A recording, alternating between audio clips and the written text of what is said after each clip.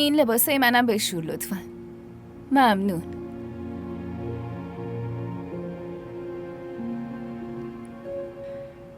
امروز پسر کوچیکم بهم گفت عروس آوردید خونتون. آره خیلی دوست داشتنیه. برادرزاده خودمه. خیلی عالیه. از وقتی خونم اومده خونه انگار یه جون دیگه گرفته.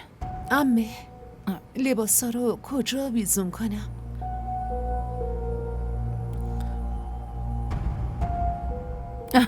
دخترم این چه سر و وضعیه واسه خودت درست کردی؟ ببین زینت از آپارتمان روبرویی اومده که تو رو ببینه. بیا باهاش آشنا شو. سلام، خوش اومدی. علیک سلام. میبینم ماشاءالله عروستون خیلی خوشگله. ماشاءالله خیلی خوشگله.